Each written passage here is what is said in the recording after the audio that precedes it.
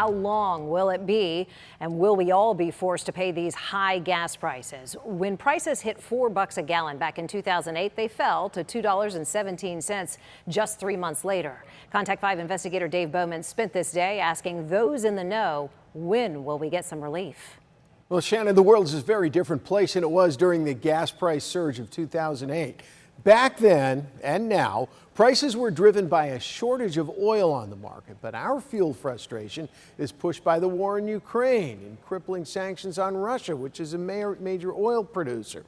As a result, our experts say there is not going to be any sizable drop in gas prices until the fall at the earliest. As long as there's uncertainty with respect to peace in the Ukraine, then there is going to be a continuation of these tough measures against Russia. In recent days, John Quelch feared the war and worldwide gas shortage could drive our prices up to $5 a gallon or more. Quelch is the dean of the University of Miami Herbert School of Business. He says a commitment to step up oil production here in the U.S. might ease some of our fuel frustration. We have the option at higher price points of reactivating oil wells and oil fields that are not necessarily profitable at $3 a gallon, but can be profitable at $4 or $5 a gallon at the pump. I think myself they can increase more. If OPEC increases more, it really kind of stabilize the oil market. FAU political science professor Robert Rabel specializes in international politics. Experts say it takes 3 to 4 months for oil production increases overseas to begin the process of driving down prices below the $4 a gallon mark. I hope, I would say by Labor Day, things will be fine. Still, Russia could disrupt the flow of energy in the world, and this might increase world prices. The U.S. and Europe will try to keep the flow of energy open in an effort to lower prices and even hold off the possibility of an economic recession. $4 a gallon going to be a reality for the near future through the spring, summer, maybe fall? Let me just say, as long as you see Ukraine at the top of the news every day on your television, it's likely that that will continue. A leading research firm says that if gas prices stay above $4 a gallon for the rest of 2022, it will cost the average family $2,000. Back to you.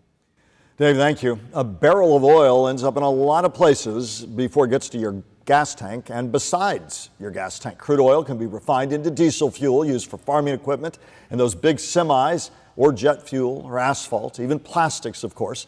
About 19% of a barrel of oil goes to the refinery to make gasoline. Another 13% will turn into that diesel fuel. And about 7% will become the other products. 4% of it ends up as jet fuel.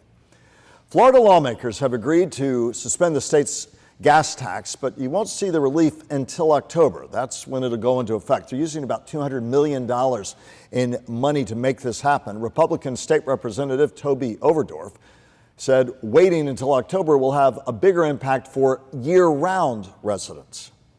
We're not starting on July 1 because typically Florida has a heck of a lot of visitors during that time. And if we were to, in fact, start it then the gas tax reduction would go for a shorter amount of time. Besides the Treasure Coast representative, I spoke to State Senator Lori Berman, a Democrat who says she'd like to see other targeted relief to help Floridians most in need. Now, I spoke with both the representative and the state senator about hot button issues and bills that are headed to the governor's desk or already have as the session winds up. You can watch my full interviews Sunday on To The Point. And WPTV has a list of resources to help you save despite the high gas prices. Please head to WPTV.com, click on the gas price tab on the homepage, or scan this QR code with your cell phone cam to direct you to the special section on our website.